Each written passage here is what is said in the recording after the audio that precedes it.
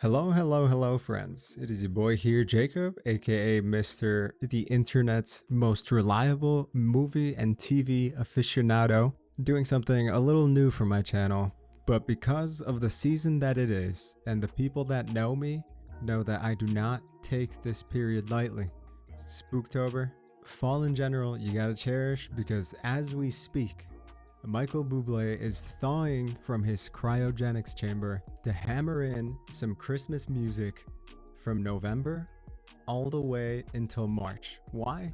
I don't know, but you know it's true. And before we get to that time period, we gotta enjoy some scary movies. And that's what I'm here for. So in this video, I've compiled a couple of movies and TV shows, all horror related, so that hopefully you guys can watch them and you end up liking it probably as much as I do. And if not, we can fight about that later. I'll send you my address, we can box it out. So the list is actually pretty wide ranging, I'd say, so it accommodates for multiple horror needs. Whether you're someone that's not fully into horror or someone that's like, yeah, pump horror into my veins, I got a list perfect for you.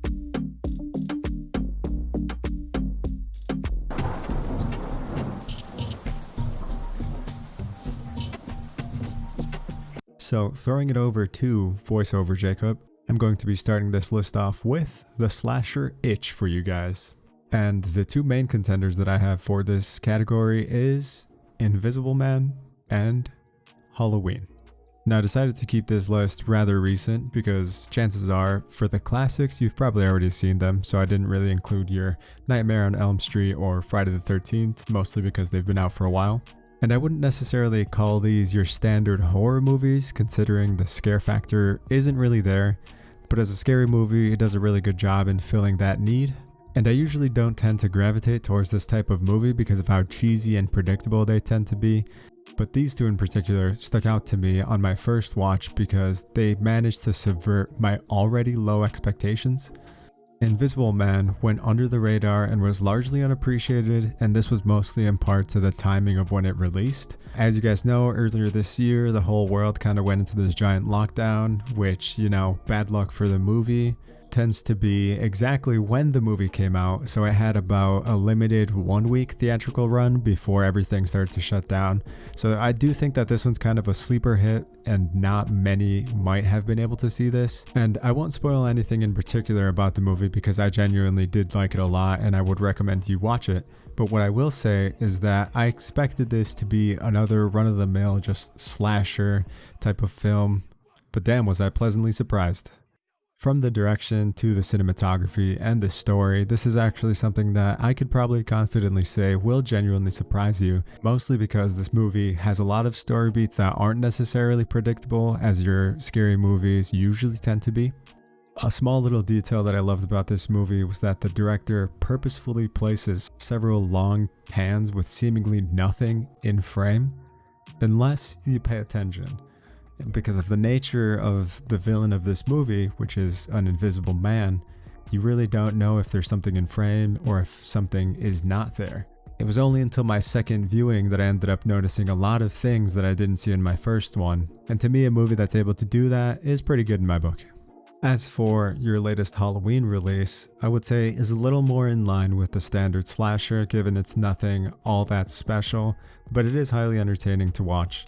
The movie isn't plagued by obscenely dumb characters. I think there's only maybe one or two that make really stupid decisions. But when it comes to the main cast, they all have a pretty good head on their shoulders. And personally for me, that's something that's widely important. If the main character is doing decisions that I can't really relate to or that I think are just crazily stupid, then I can't really immerse myself into a film. And this didn't suffer from that trope of just having a really oblivious main cast. So I would for sure give these two a watch if you're looking for your Halloween slasher itch. Now it's time for the cheesy scary movie option for those of you that aren't looking for something that's too scary or slasher focused. And for that, I'll raise you two wonderful options: Killer Clowns from Outer Space and Goosebumps, the TV show. Look, to be perfectly honest, there's not much to say about this beyond that they are amazing when all you're looking for is a light-hearted Halloween watch. Killer Clowns from Outer Space is a cult classic, and simply based off the name, you can expect that this movie is going to be stepping into some Looney Tunes ass shit when you're watching this movie, which is exactly what it sets out to do, and it accomplishes it. Now, if you grew up in the 90s, Goosebumps needs next to no introduction. This was the king of Halloween frights as a kid. Honestly, this show along with the books was what single-handedly made me love horror the way I do now. Whether it be Night of the Living Dummy, Stay Out of the Basement, or Haunted Mask, this is a top-notch contender for a quick and easy watch. And let me just show you a little clip of the wonder that is Killer Clowns from Outer Space. Can I peep the horn? Oh, thank you!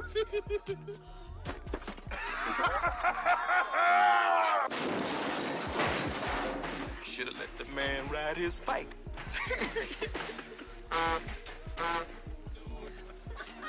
I'm sorry. I seem to have broken your bike.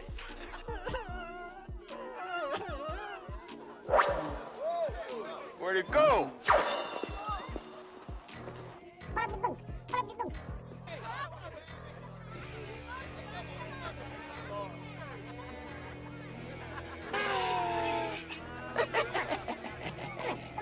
What are you gonna do? Knock my block off? Now this next one's for my people that are looking for a full-fledged series to be able to binge watch over the weekend. And for that, I'll present to you The Haunting of Hill House.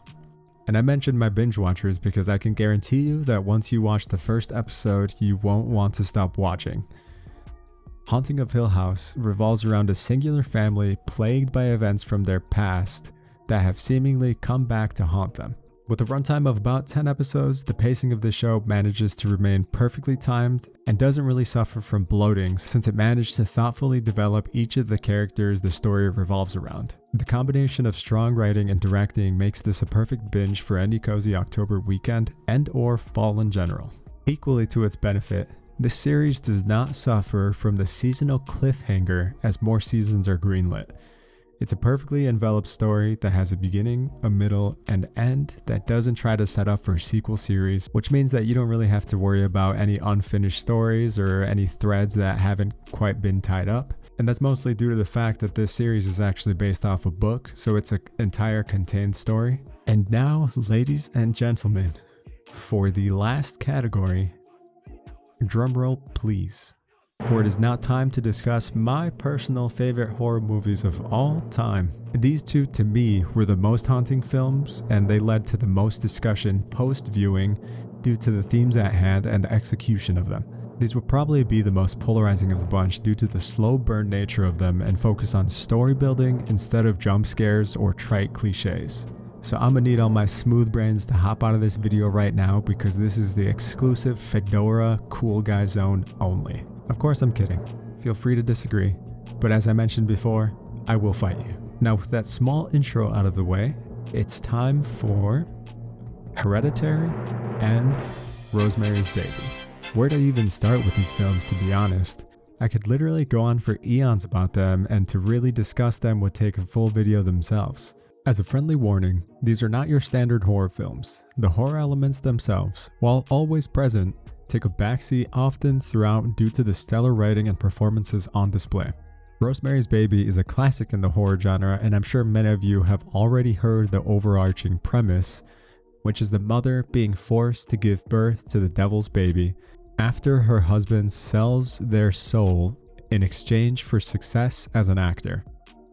Now on paper, it seems like a super straightforward film, but with heavy themes of spousal abuse, emotional gaslighting, and living in a manipulative environment really places emphasis on the story and helps catapult it from your standard narrative to an impactful one that really sits with you for a long time. As for Hereditary, this film is still relatively new in comparison to Rosemary's Baby, but it is surprisingly still a film that many haven't seen considering it is now 2 years old. Hereditary takes a lot from the book of Rosemary's Baby, in the sense that it focuses on the story and world building first, focusing on a family going through grieving, to then hammer in the supernatural with a climax and ending that'll hit you in the face with the force of One Punch Man, because I am not kidding, that thing comes at you fast.